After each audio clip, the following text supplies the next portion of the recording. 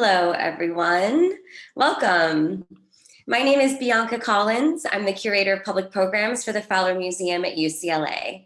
Thank you for joining us today, this afternoon, or tonight, depending on where it is you're tuning in from across the globe. The Fowler Museum is pleased to present today's program as part of our Lunch and Learn series, which offers easily digestible explorations of charismatic objects from around the world found in our permanent collection. We're so pleased that you've joined us today to chew on some sustenance and feed your mind during your lunch break. Striking Iron, the Art of African Blacksmiths was a significant exhibition for the Fowler Museum, earning honors and accolades as one of the best exhibitions of 2018. After its successful international tour and return, conservation of forged objects continues, including work on a substantial donation to the museum by artist and exhibition co-curator Tom Joyce. Fowler's head of conservation, Christian de Brer, will offer a presentation on the role of the conservation department in preparing for the exhibition and donation, with a focus on stabilizing and treating the objects for display, travel, and long-term storage. De Brer will also address unique issues related to works in iron, such as weight, corrosion, and past use. Christian de Brer has overseen conservation-related activities at the Fowler Museum since 2011. A graduate of the UCLA Getty Interdepartmental Program in the conservation of archaeological and ethnographic materials, he is currently pursuing a Ph.D. degree in the conservation of material culture at UCLA and investigating ancient West Mexican ceramics. De Brer's areas of focus include characterization of materials and stabilization treatments for objects from non-Western cultures, as well as mitigation of display and storeroom environments for preventative collections care. Before we get going, 2 quick technical bits of housekeeping. Once the screen sharing begins, I encourage you to click view options at the top of your screen and select side-by-side mode, so the video feed doesn't cover any of the presentation. And if you have any questions during this program, please do submit them through the Q&A function found at the bottom of your Zoom screen. You can submit and upvote questions that you'd like to be considered to be answered at the end of the program. All right, that's enough from me. Over to you, Christian. Great. Thank you, Bianca, and thank you to everyone for attending. And happy belated Mother's Day, by the way, to all the mothers in attendance. Share my screen now.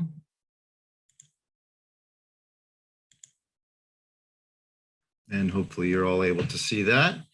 So yeah, I'm speaking today about the monumental exhibition at the Fowler Museum, Striking Iron, the Art of the African Blacksmiths. Striking Iron was the most comprehensive presentation of blacksmiths' art in Africa to date.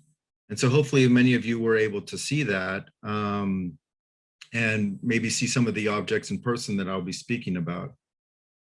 In the interest of time, I want to focus exclusively on the exhibition and its aftermath and the conservation department's involvement. So I want to stress that I won't be discussing really the more in-depth research of these objects. For more on that, I encourage you to follow our Mellon-funded fellows, Marcy Jeffcoat-Burton and Carly Forbes, who are investigating provenance and analyzing materials of the Welcome African Collection, and are sharing their work through various Fowler portals. So for instance, this Nkisi piece that is shown here, hopefully you can see my cursor, is currently being studied.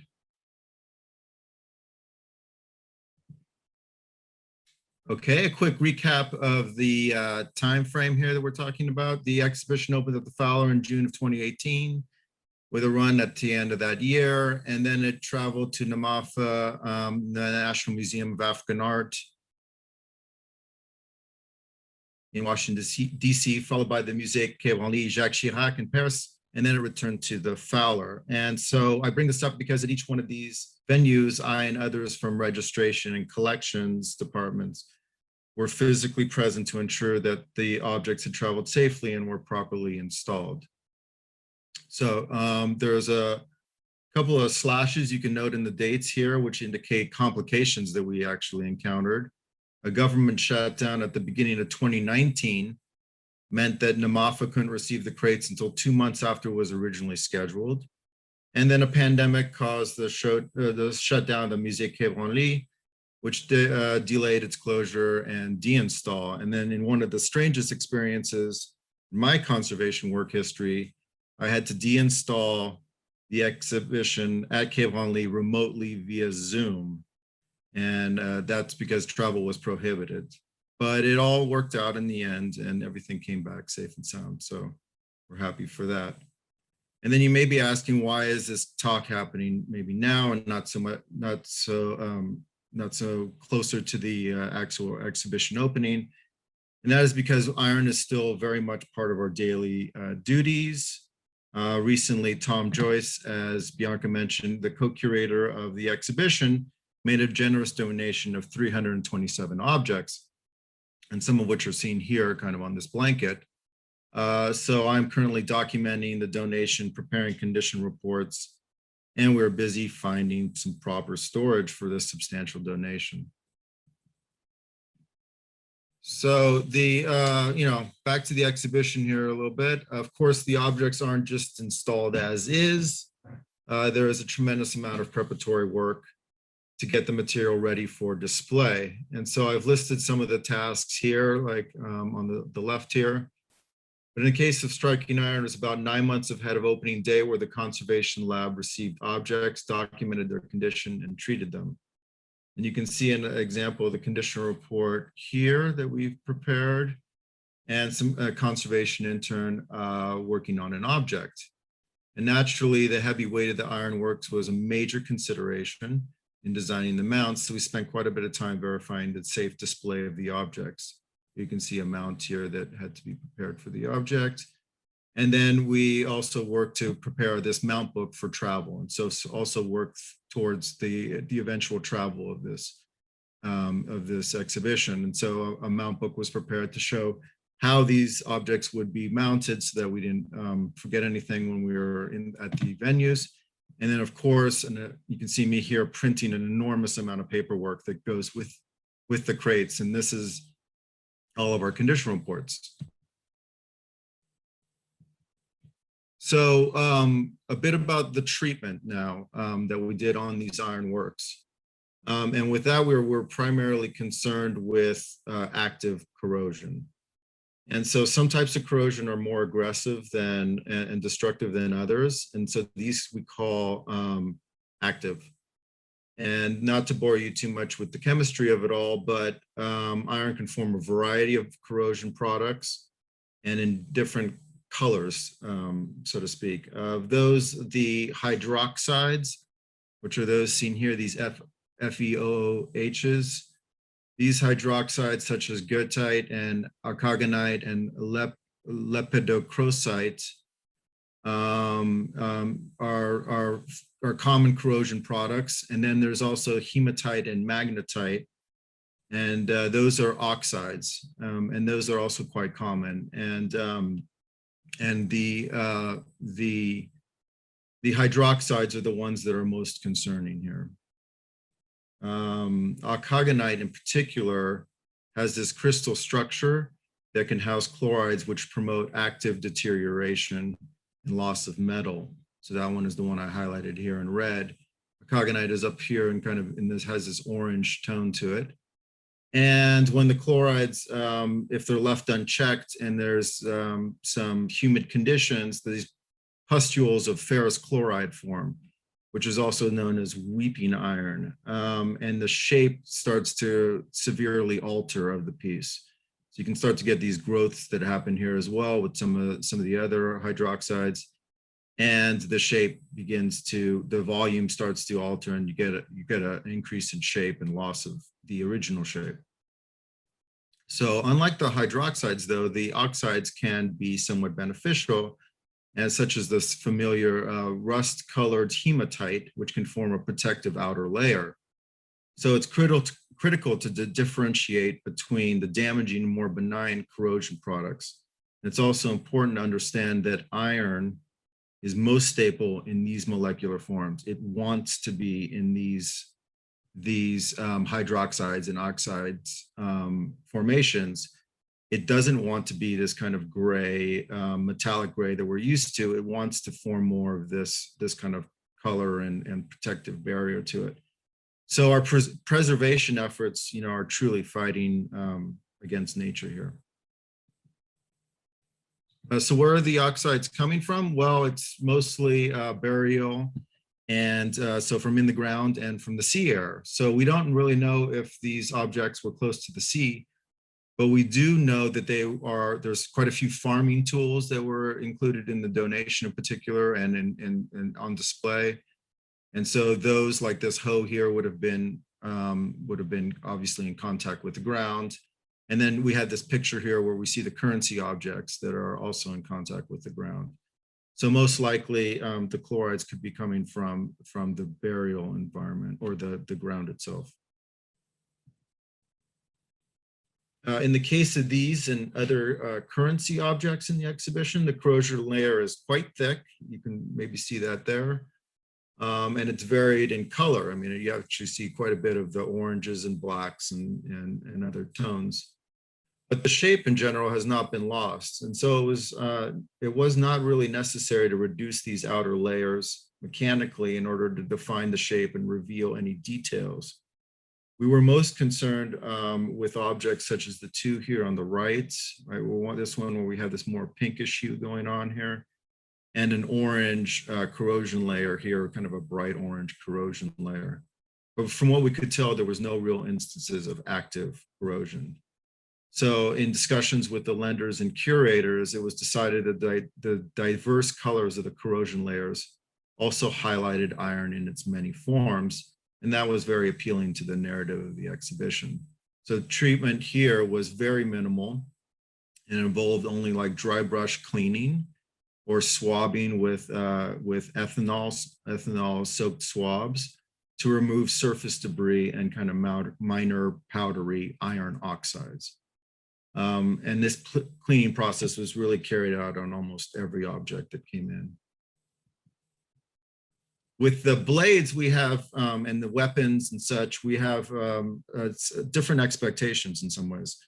The iron should look kind of shiny and gray, and the corrosion layers and spots are glaring in contrast.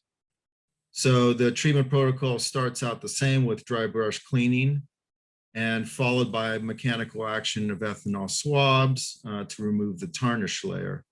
And more pronounced corrosion areas can be addressed with this mildly abrasive slurry of chalk and ethanol, so the chalk being the abrasive in that. And that can be applied by brush or swab. But this process, you have to be careful with the chalk slurry because it can cause some scratches around the area surrounding the corrosion.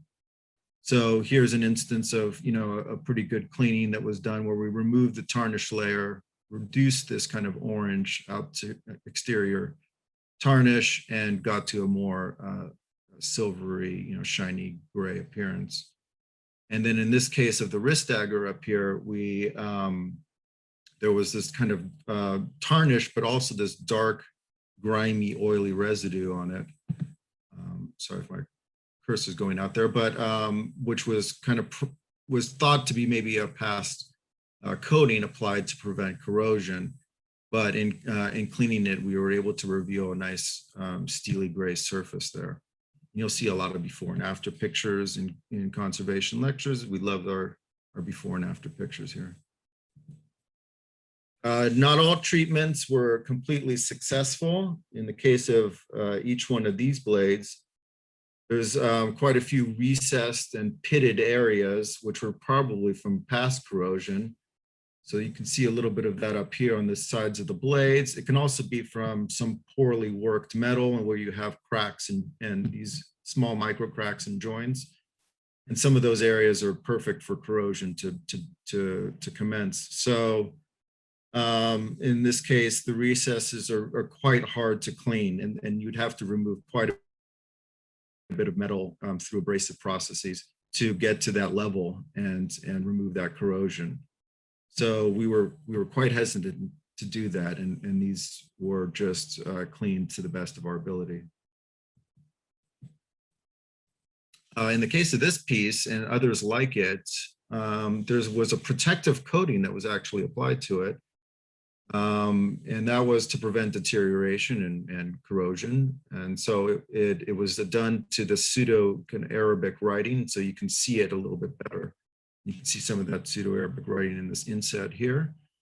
And while the coating was beneficial, it had aged poorly, and you started to get some kind of discoloration of the coating. And also during the breakdown of the coating, it starts to become tacky. And so it attracts dust and dirt and debris to it, and it becomes this kind of darkened appearance. So just by reducing the coating, not actually removing it, we get a bit of a shinier appearance. The letters start to appear a little bit better too, and we have a nice clean surface. The blade also provides another opportunity to discuss very common issues with these objects, and that is that they're not just iron, they're composed of mixed materials.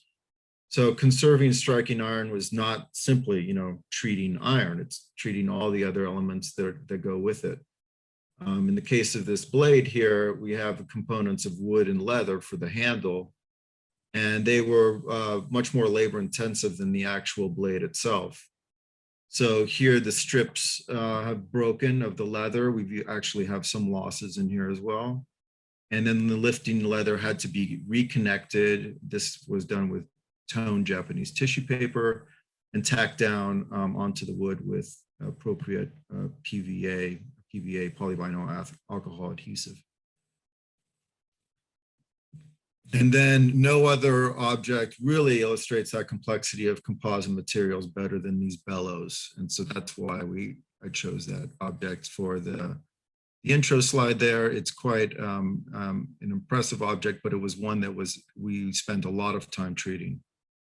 The bellows are absolutely integral to the manufacture of iron, as we can see in this drawing down here. The bellows are here circled.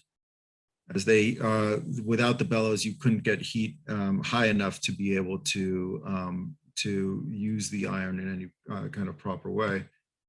But the utilitarian nature of the bellows can mean that they are somewhat neglected more than other objects. And so, for instance, this beaded sheath here that was on display in the exhibition has received numerous treatments and campaigns during its time at the Fowler, but the bellows have never passed through the conservation labs. These particular bellows are composed of iron triels or tubes, which are actually repurposed gun barrels here. So we could see the little sight that was on this one gun barrel. And it has a decorative wooden support, and then it has the leather bags, or what's called the lungs. So 3 bellows were exhibited in the Striking Iron exhibition. And while the wood carvings of these other 2 are certainly beautiful and elaborate, only the Fowler Collection's bellows still have the leather bags. So the iron triels were cleaned, these tubes were cleaned, and minor old pest damage was stabilized in the wood, but it was the leather that really required significant aid. And you can see the leather here, quite crumpled and creased and very stiffened into this position. So a bit of a challenge in terms of how hardened and stiffened it was. The folds are not only unsightly, but can cause damage in the form of holes. And that is because right at the crease areas, at the corners of the creases, and there's enough pressure to start to cause tears and holes. So what do we do? Well, we simply put, we rehumidified the leather, and we used chambers to do that. So the chambers they soften the leather enough for the shape of it to be manipulated. So the chamber consists of a polyethylene bag, which has this accessible end here. And so it's rolled and clamped to be sealed, or it can be unrolled and unclamped to be able to get access to it. And then there's beakers of water in here and a logger. And so that all worked out well. The reality of it, though, the chamber seems like a simple process, but the reality of it is we had quite a few complicating factors, and one of those being that we can't simply put the the entire piece into a chamber because we have the iron and we have the wood. The wood also would react, could react negatively to an increase in humidity. We also had old indicators of past mold problems onto the leather. So you can see some of the white spots here, and mold germinates into more mold spores and spreads with an increase in humidity. So to mitigate the mold, we added ethanol with the water. The ethanol prevents mold from germinating. And we decided to just try and seal as best we could the ends of the chamber here where it comes into contact with the wood. We also had to add this plug on the interior because of course the tuyere and the tube and the wood open up into the bag itself on this end in order for the air to be passed through it. So we had to plug that opening. And so we created these plugs here and pulled the plug through using this attached piece of ribbon, kind of as cotton ribbon, and it was pulled through the tuyères. And then we even used a borescope to check. The borescope has a little camera right at the end of the metal tube here, and we stuck that into the tuyere to be able to see that the plug would actually was actually well fitted in there. And then from that, you just check on the humidity, and you increase the humidity as much as to, in this case, 60 to 65%. And with that, we could then start to manipulate the leather. And so then we would open the bag, open the chamber, and started to plug in the leather bags with foam. And so these are archival pieces of foam. We would add a little bit of foam in and then close the bag up, let it recondition and start to soften again, add a little bit more foam, and just did that process several times until we got this more balloon-like shape to the bags. And so it looks much more in line with what a bellows would look like. And then many of the tears here were stabilized. In this case, you can see some of the tears in here. We were able to see even more tears once those were open, once the shape was more open and round. And those were actually stabilized by applying what's called gold beater's skin. And that is a processed animal intestine. And that is applied to the interior of there and adhered, which provides a join to the tear and to the loss. And then a mount, of course, was created here. And the mount is done in a way so that the bags are well supported and they're fine for on display. I want to talk a bit about the importance of more preventative measures.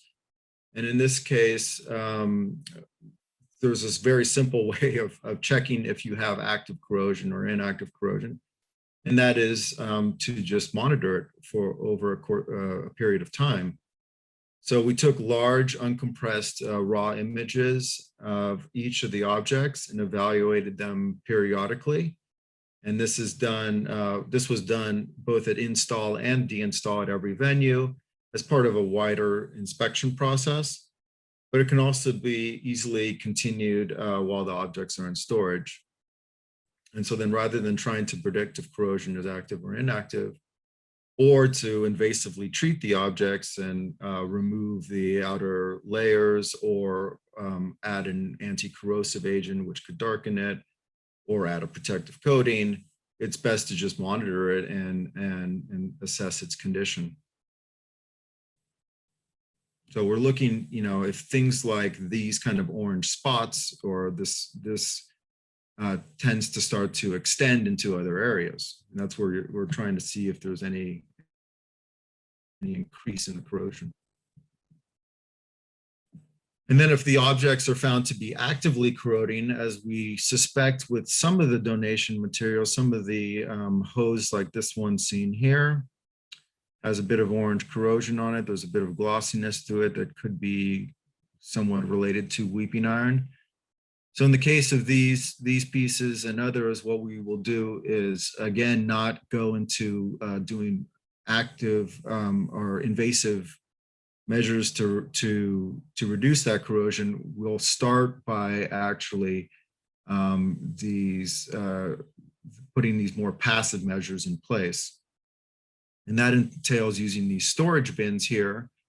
The iron is put in there along with silica gel. And in this case, we have silica gel, in trays that are preconditioned to a 30%, and they're placed inside the bin. So we're creating a microclimate inside the bin of around 30% RH, or relative humidity. And from that, we know that octagonite, for instance, the rate of corrosion increases quite dramatically over 30%. So we might be able to just keep it in check by keeping it in these bins. Of course, that periodic maintenance of there's quite the maintenance of it is still required, and monitoring of the iron is still required, and the silica gel will have to get replaced as it starts to. These aren't completely air sealable, and the silica gel will start to fail and start to the humidity will rise in the bin. So then those have to be replaced and reheated and in order to perform optimally. But it's a way of, again, being more preventative and stabilizing it in a way that's not that's not including something invasive to the actual metal. And then it's about more monitoring to see what really happens with them.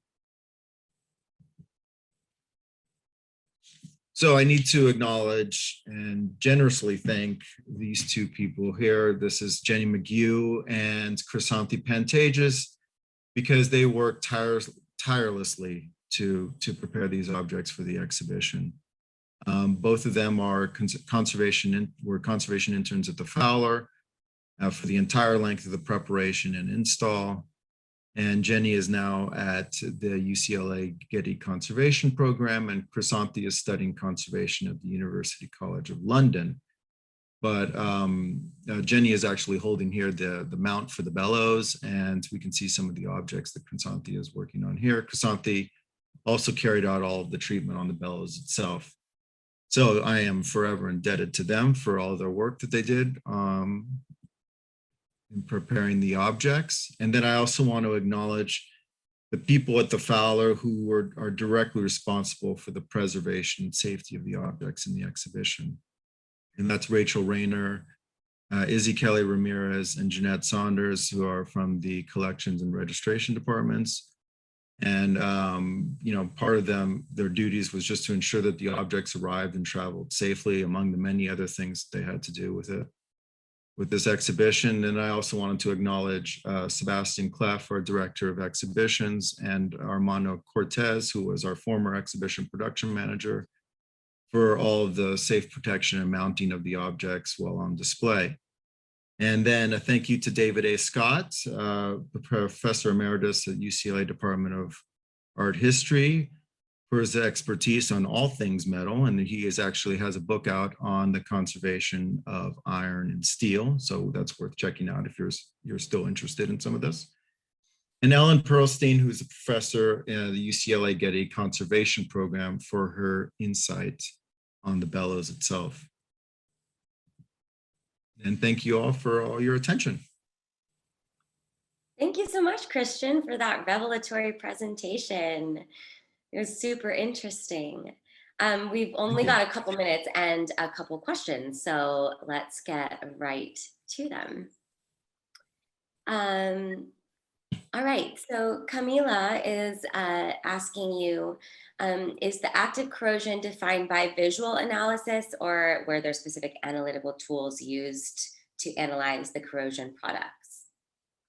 It was more by visual analysis. There are ways of doing more analytical techniques to understand. You can get a sample of those. You can, study the morphology of the particular crystal to see if you had, for instance, alkagonite, but we did not do that here. So again, we're thinking more in the terms of the monitoring, seeing how these materials are acting over time to be able to determine if there's if it was active or not. Thank you. And what kind, or Yuson is asking, what kind of techniques such as microscopes, x-rays, etc., are made available for condition reports at the Fowler?